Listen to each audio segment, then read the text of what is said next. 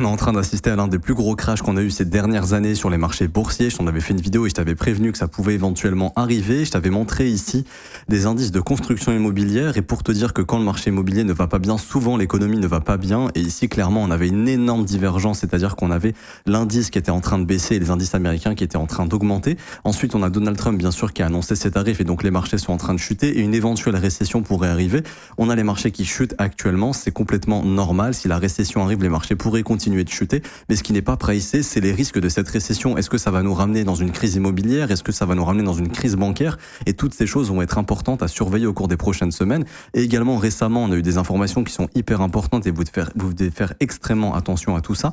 On a les plus grosses institutions du monde et donc les CEO d'entreprises qui sont en train de vendre alors qu'on a eu les plus gros achats de retail. Ça veut dire quoi? Ça veut dire que les multimilliardaires sont en train de quitter le marché ici, comme vous pouvez le voir, on a Tim Cook qui vend, etc., donc CEO d'Apple, et on a les retail qui sont en train d'acheter. Et donc ça, souvent, ça signale le début d'un marché baissier, donc faites extrêmement attention à tout ça. Ça pourrait être que le début de la chute. Alors ce sera pas aussi violent tout le temps, mais on pourrait être dans le début d'une dynamique baissière et avoir un marché américain qui pourrait baisser ces prochains mois. Donc faites extrêmement attention à tout ça. Si vous voulez qu'on suive tout ça ensemble, n'hésitez pas à vous abonner, j'analyse le marché quasiment tous les jours.